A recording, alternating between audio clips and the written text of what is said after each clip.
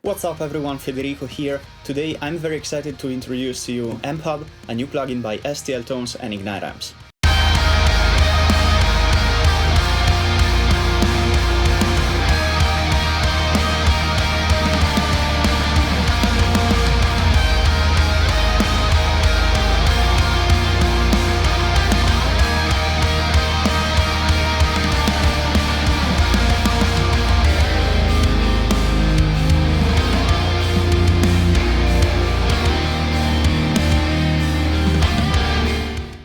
So I know what you're thinking, didn't they just release Tonehub a few months ago? How are they different? What is Amphub and why should I get it?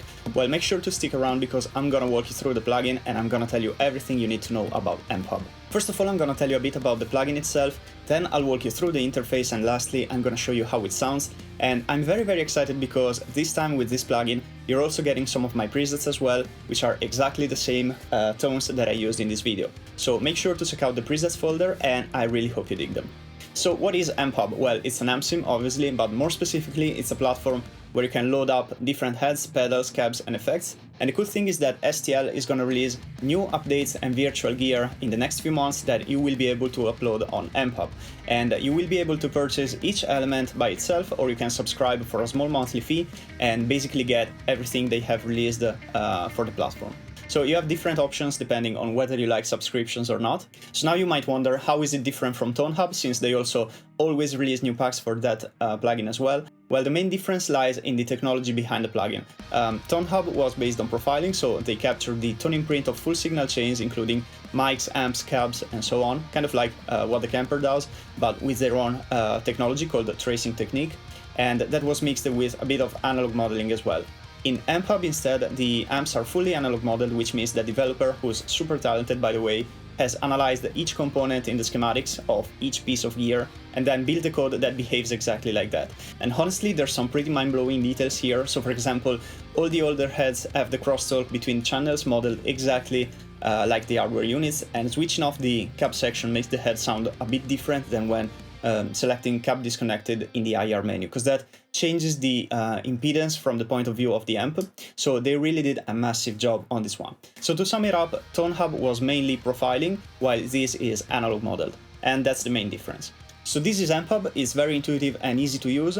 Down here you have your signal chain. From left to right there's input level, the gate, a tuner, pedals, heads, cab section, post amp effects, and the output level. You can click each block to select it and then click it again to bypass it. Up here you have the preset management menu, routing options here, and that's pretty much it. Oh, and by the way, this is a new addition that I personally love. It basically locks the stereo mode to what's being selected here. So if you're using Amphub on your guitar bus and you're scrolling through the presets, this makes all the presets stereo so that you don't have to change the stereo mode every time you change the tone. Now let me show you what are all the available models for Amphub right now. First of all, if you get the basic version with no add-ons, you'll have the Ignite Amps Emissary head, which by the way is not the same one as the free head. This was recoded from the ground up, so it sounds a bit different. Then you'll have 3 pedals, which are the basic compressor, the 6-band graphic EQ, and the Ignite Amps Tyrant Preamp. This preamp actually sounds pretty sick. Then you'll have all the cabinets and all the effects. So everything else you see, the other heads and the other pedals, you'll have to buy separately as add-ons. These are all the available pedals for now. We also have the SD1 Boss style overdrive, the TS9 and the Maxon OD808. Then we have the 1433, which is a clean booster and very sick sounding one, TCE preamp with bass and treble controls, as well as the BB preamp, which also has some overdrive built in. Moving on to the heads, I must say that there's some good variety in here and all our needs are covered, because for high gain tones we have the Ignite Amps Emissary, as I said, we have the Framus Cobra, which sounds sick, the Dual Rect 2-channel, and the SLO100, which is actually my favorite one here in Amphub. Then for more classic tones, we have the Framus Dragon, the J45 head, the J800, and the SL100 Plexi head. Orange Rocker 50 Mark I, this is great for crunch tones. And for clean tones we have the Bass 1959, the Deluxe Combo, and the AC30 model. Cab section, as you can see, there's a dual speaker setup. There's 9 cabs captured with 4 to 6 mics each for a total of 46 IRs. And for each speaker you can change the volume and all these parameters right here. I really like how they designed the angle thing, as you can see right here. It's very easy to understand. Then you can blend between the 2 different impulses with this slider right here. Unfortunately, there's no impulse loader built in the plugin, but keep in mind that Ignite Amps has a free one that you can download from their website called Nadir. And also check out the STL Tones Libra, which is one of the best impulse loaders out there in my opinion. It allows you to load and blend up to 8 impulse responses, so look into that if you're into using third-party IRs. Post-amp effects, we have a very nice choice of cool sounding modulation effects, such as the chorus, digital delay, flanger, phaser, reverb, and the tremolo. So I think all our modulation needs are covered right here. Then we also have the 10-band graphic EQ and the parametric EQ. This, I used it in most of my presets to tame some harsh frequencies in the 2.5, 3 kHz range. So yeah, this is very handy if you want to clean your sound up a bit without using external EQs. By the way, Amphub also includes the studio compressor. You won't see it in the rest of the video as I did the demo on a beta version of the plugin and this was added just before the release. However, I wanted to make sure to include it in the video. It's very straightforward, has all your typical controls such as the threshold, ratio, attack and release, makeup gain. So it's very easy to use and it's definitely a nice addition here in the post-amp effects section. So enough talk, let's hear what Amphub sounds like. This is a mix I've prepared with my presets that you'll find in the plugin. There's no post-processing at all besides my mastering chain. As you can see in the mixer, there's only Amphub on the guitar tracks. So here we go.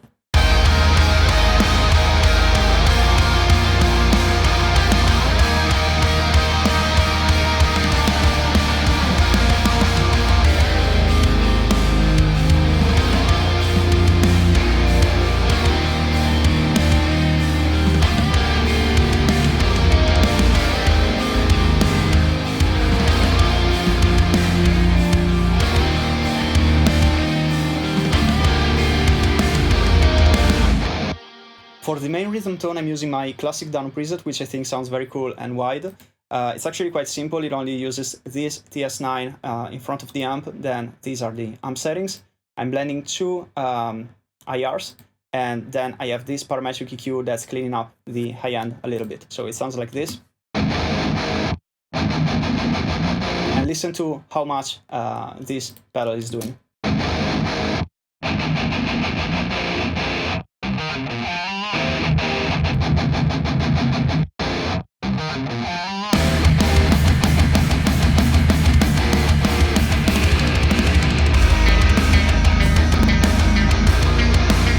As for high gain presets, I've also created this one, which is more aggressive, more scoped, and it has a lot of attack.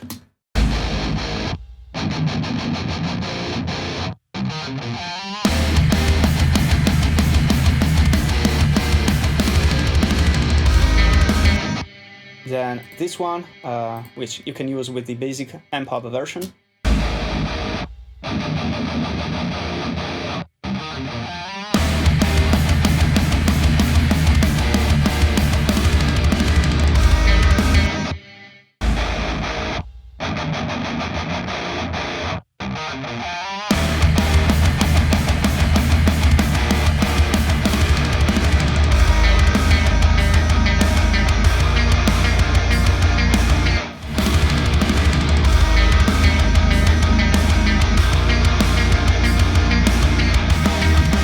Moving on to the octave preset, this is Octave King.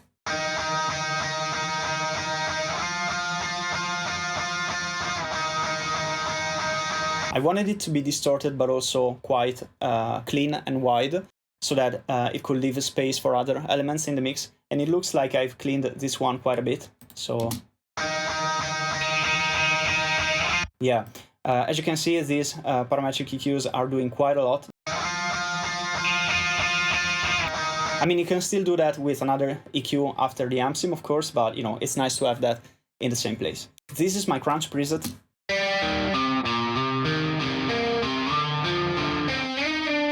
Nothing too special, it's just on the edge of breakup, and sounds pretty cool to me.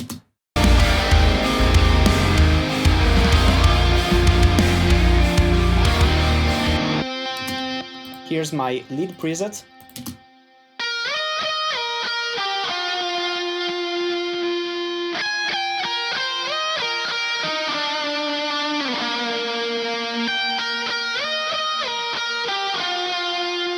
It has a tiny bit of delay and reverb just to add a bit more ambience, and I really like it. I think it sounds very smooth and nice. Then for cleans, I'm using my IC30 preset.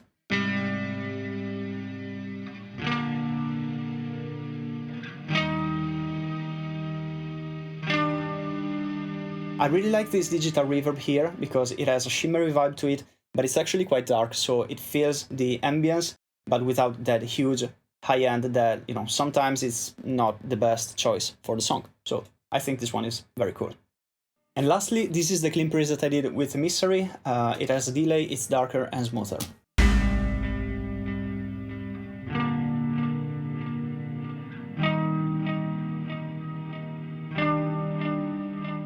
There's too much stuff in this plugin and I can't really demo and compare everything because that will make this video 2 hours long, but let's try a quick comparison with the 3 different overdrive pedals with the same settings.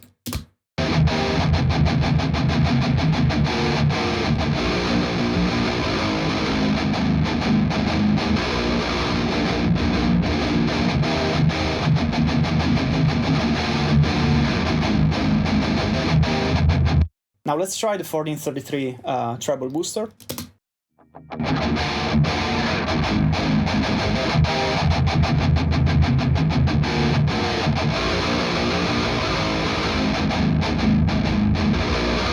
Nice, it really makes the sound tighter. This is the Ignite Amps Tyrant.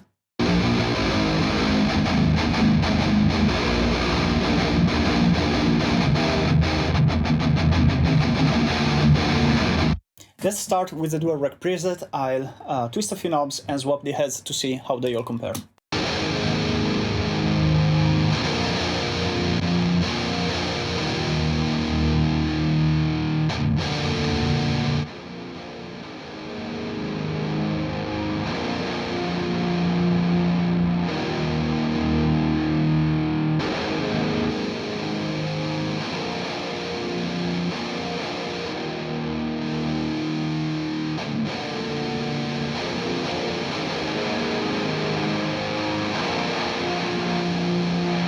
So this shape switch changes the mid voicing.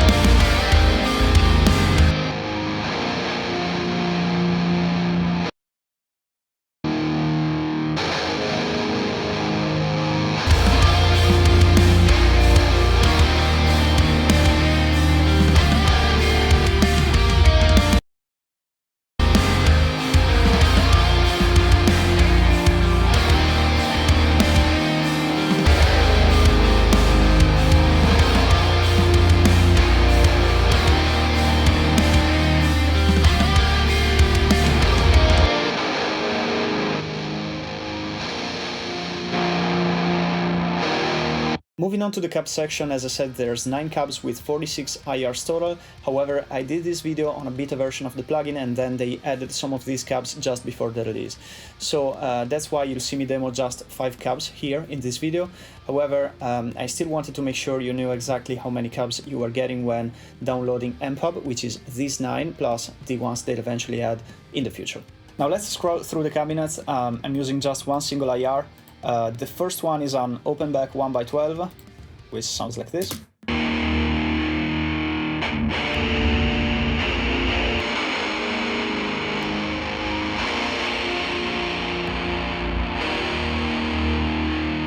Sounds a bit small, not my favorite cab here. The second one, however, is quite deep, so I really like it. It's a 4x12 with V30s.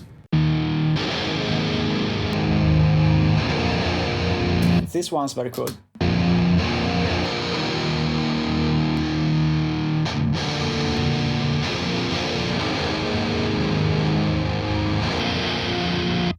This is the third cab.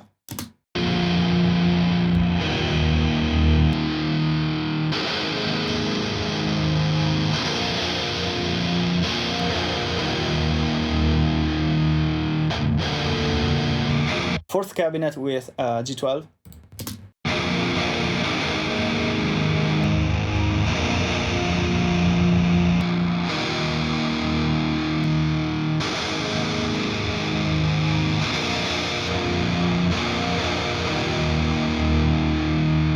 Fifth one.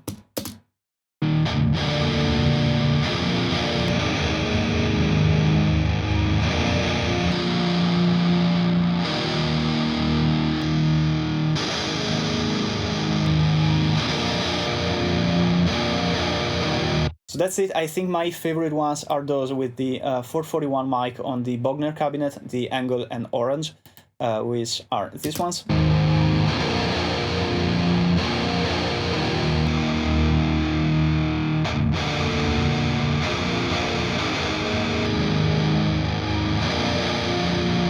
They just sound very wide and open, but still, you know, powerful and mid-heavy. So yeah, those are probably my favorite.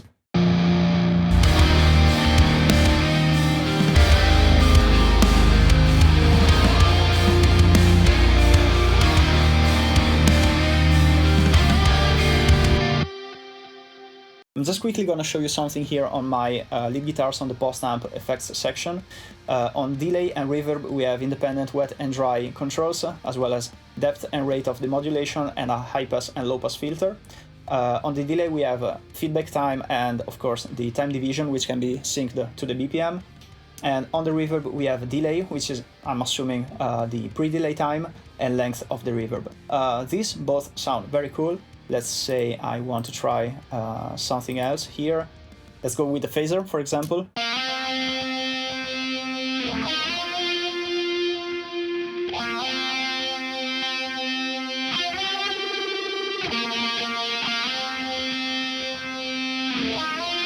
Nice. Let's try the flanger.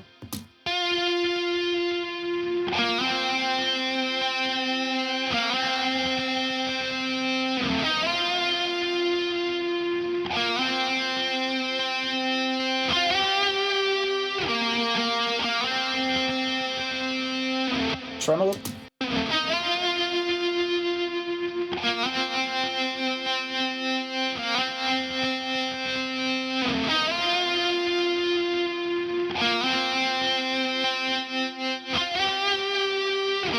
And lastly, the chorus.